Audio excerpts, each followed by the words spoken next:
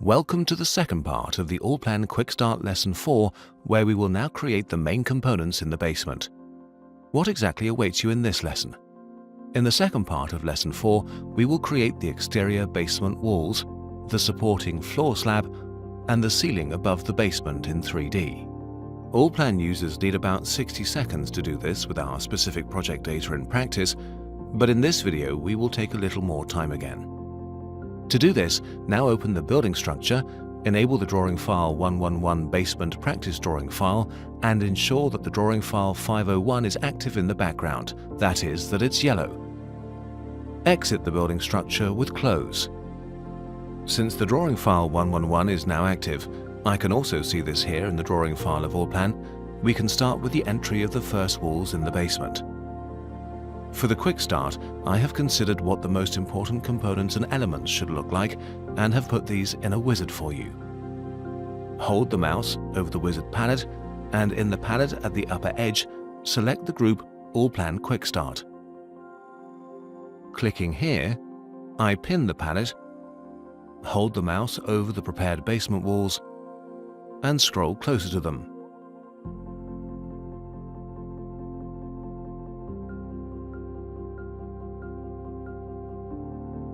By double-clicking with the right mouse key on the first basement wall, I start the wall function, and Allplan immediately also takes care of all properties of the prepared wall in this procedure so that I can fully focus on drawing this wall in the plan.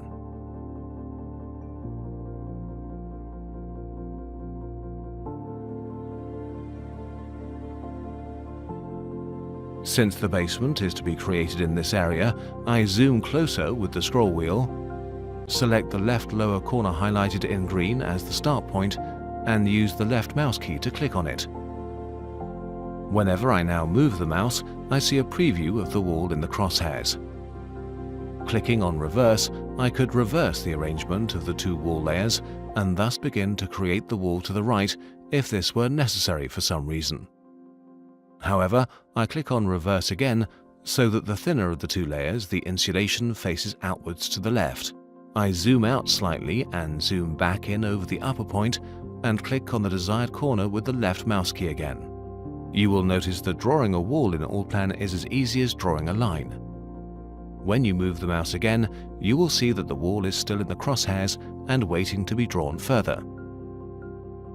I do this by moving to the next corner at the upper right, zoom close enough to find the inner corner, and also click on this again with the left mouse key.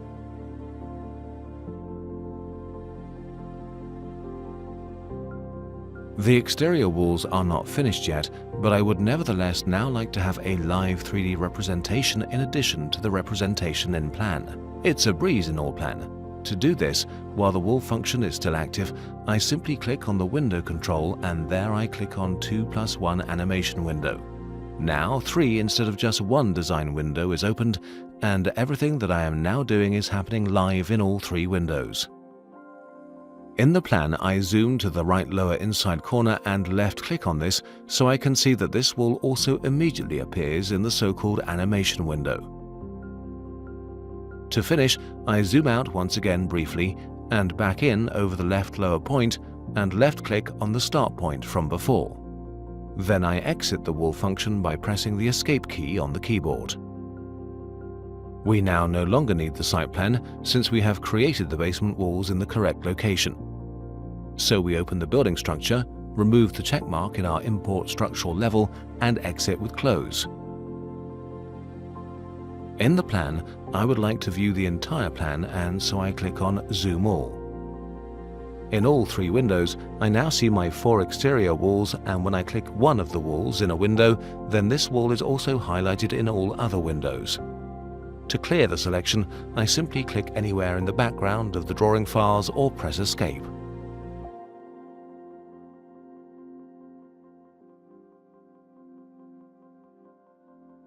The design windows in Allplan are flexible. You can simply grab, click and hold the mouse key and pull them in your respective drawing. This allows you to quickly change the arrangement or pull one or more windows from Allplan to another screen and then put them back again.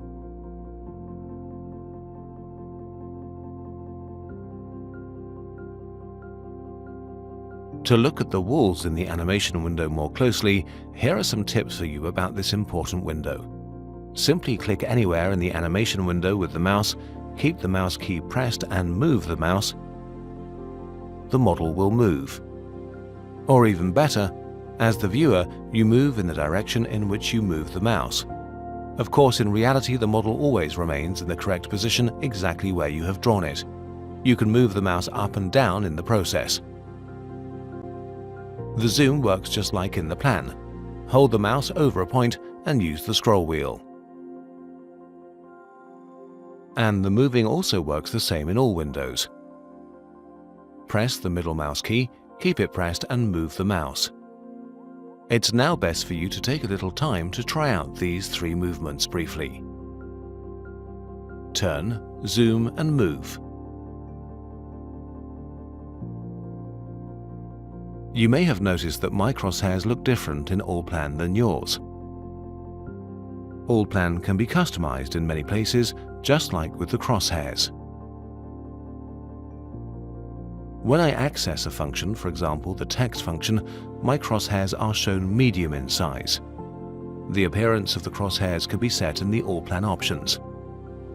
I open this here, go to the Mouse and Crosshairs category, and can now set here that the crosshairs always look the same throughout the entire width of a design window. I will leave it as my desired setting and close options by pressing Cancel.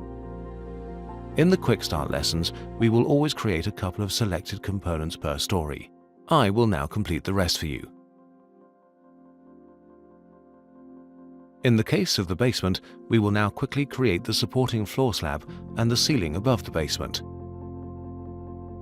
For this purpose, I load the original 2+1 animation window representation again and open the building structure.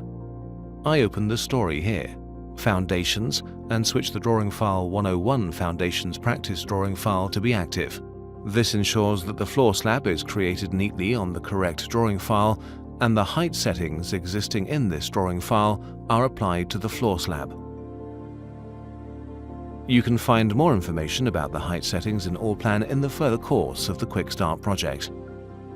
We now exit the building structure with Close, go back to the QuickStart wizard, and there we look for the prepared supporting floor slab. In the wizard, you move just like in the plan. By scrolling the mouse wheel, you zoom in and out, and you can move the entire contents by holding down the middle mouse key.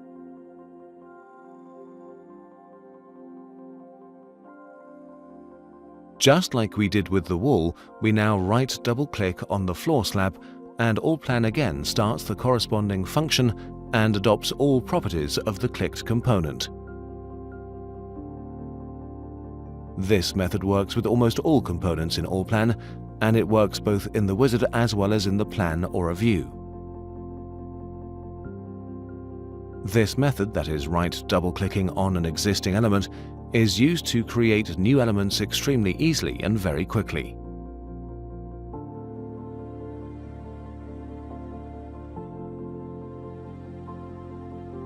I go back to the representation in plan, zoom to the left lower corner, and left-click on the outer corner of the inner supporting wall layer to begin.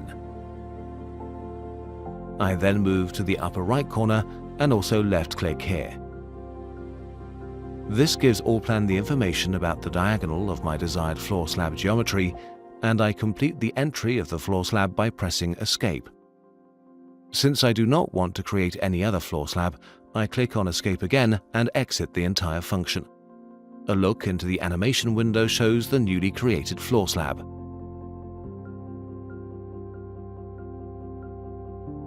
The ceiling above the basement is created just as quickly.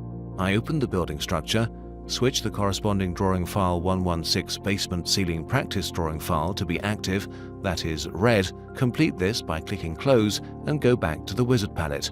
There I find the prepared ceiling above the basement, ensure that I right-click with the mouse on the basement ceiling and not on the breakthrough, and in the plan left-click with the mouse on the first corner of the ceiling.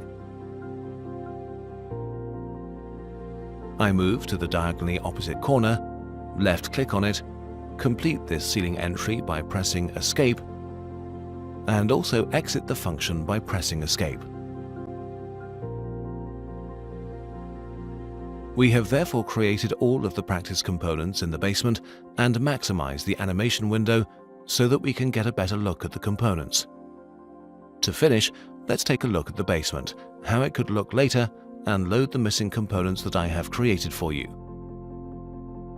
We open the building structure, and instead of switching on all of the necessary drawing files manually, we right-click with the mouse in the white background, select Load Favorite, and double-click on the file Lesson 4 finishedbasement.xml. Some of the drawing files that I previously compiled will be loaded, and we close the building structure. If you like, you can now look at the basement in the animation window at your own pace. By the way, I don't want to display the edges in the model in the animation window, so I click on the Animation Display mode and on the blue pen behind Animation, which takes me to the settings of the animation representation.